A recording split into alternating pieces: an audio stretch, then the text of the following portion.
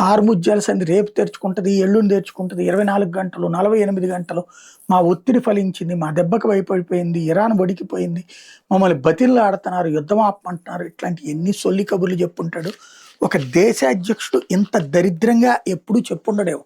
ఎందుకంటే ఒక దేశం ఒక స్టేట్మెంట్ ఇచ్చిందంటే ఇట్స్ ఫైనల్, ఎనఫ్ అన్నట్టుండాలి. అట్లాంటిది ఇన్నిసార్లు ఇన్ని స్టేట్మెంట్, ప్రపంచంలోనే అతిపెద్దదైనటువంటి ఆర్థిక వ్యవస్థ కలిగినటువంటి, అతిపెద్ద సైన్యం కలిగినటువంటి దేశం చెప్పడం సిగ్గుచేటైనటువంటి వ్యవహారం.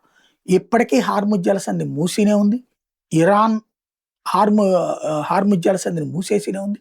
ఇంకో పక్కన బాబు ఏ మందాన్ని కూడా మూసివేసినే ఉంది. అటు గాని ఇటు గాని షిప్పులు వస్తున్నాయి అంటే ఎక్కడెక్కడ స్ట్రక్ అయిపోయాయి. ఇక ఈ రూటు మార్చుకుని చుట్టూ తిరిగి వచ్చేవి మాత్రమే నడుస్తున్నాయి. కానీ ఇక్కడ రేపు మాపో అన్న మాటలు మాత్రం ఇంకా కొనసాగుతూనే ఉన్నాయి.